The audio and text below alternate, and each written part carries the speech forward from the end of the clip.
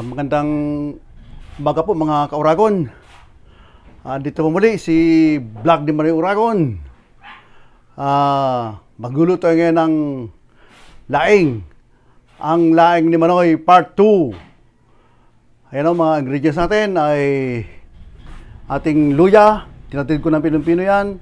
Bawang, pinong-pino din yan. Sili, labuyo, pinong-pino din yan.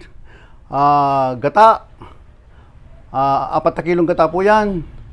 Tapos yung laing natin 1 kilo. May alamang po tayo doon. At ang sasawag natin ay ito, balat ng baka. Para yung ating mga kaibigang Muslim ay pwede siyang kumain ng ginataang laing ni Manoy Uragon. Ngayon papakita ko sa inyo mga kauragon kung paano nating lulutuin ito. Maraming salamat sa inyo. Ito na mga kauragon, lulutuin natin ating laing.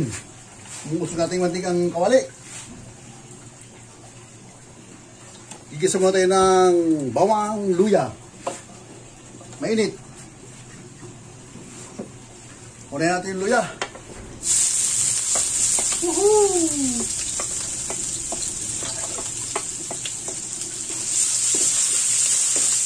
Marami luya kasi marami yung laing na lutuin natin eh. Halos 1 kilo yun eh.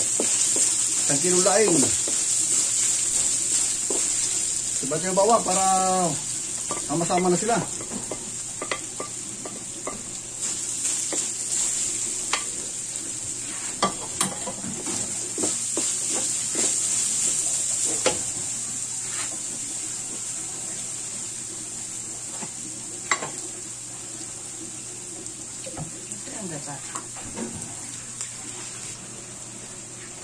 Sili.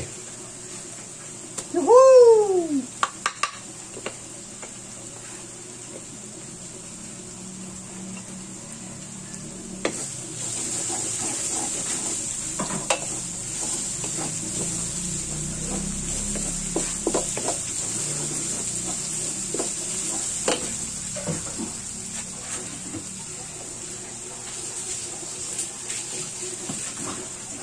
Yung ating alamang, ubos natin kasi marami laing eh.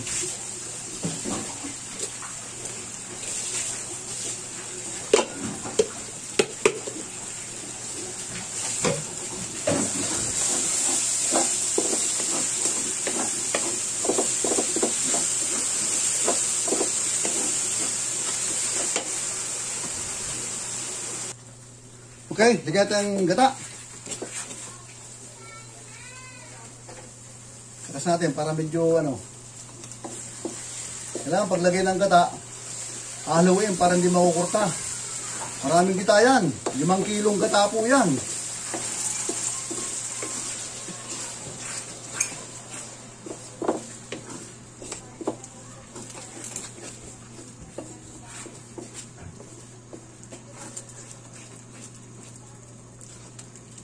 Puro gata.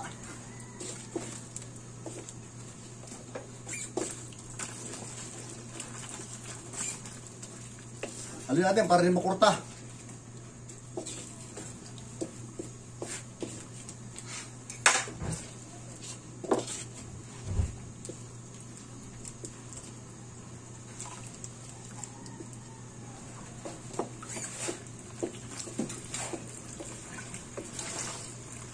Laing ni Manoy Uragon, Part 2. Yung Part 1, yung kauna-una ng vlog ko. Pero ito yung Part 2 ngayon, Part 2.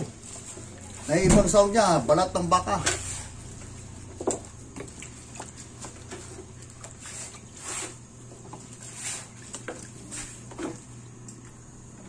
Okay mga kauragon, talagay natin yung sahog, yung balat ng baka. Dandahan lang. Wow!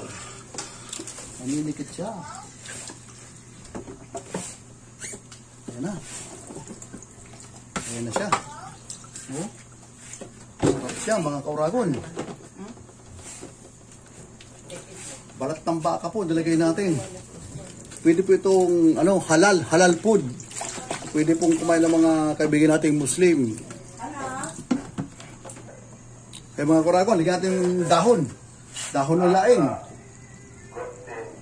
Yan. Sige. Lagay.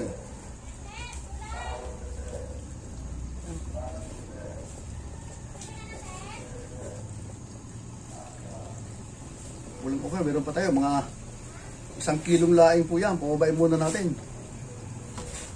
Laing mo na ha. Baka hindi kayanin ha.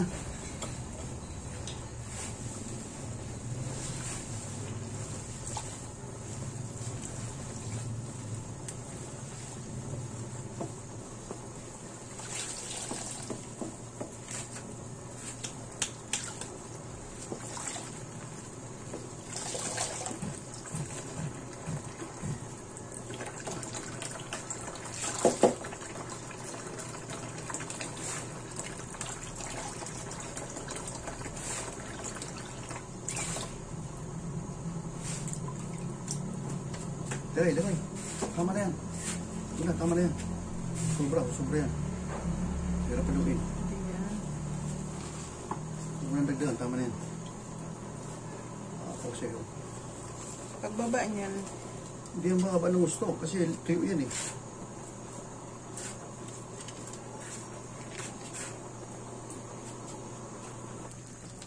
Mga kuragon, malapit ang maluto ito. Malapit na. Yan ang laing ni Manoy, part 2. Naibahal nito mga kaurakon, balat ng baka, subukan nyo. Masarap.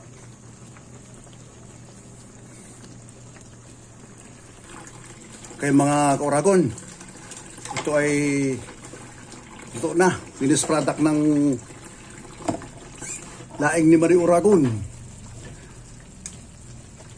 Ito ang laing ni Manoy Uragon part 2. May ibang pagkakaluto niya kasi ang pinanghalo natin dyan ay balat ng baka.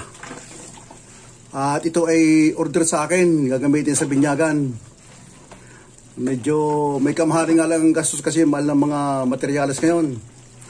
Mga Ricardo, medyo may kamahalan. Pero okay lang. Masisiya naman ang kakain yan. Pero pag kayo nakatikim yan, huwag nyo sabihin ako nagluto ha.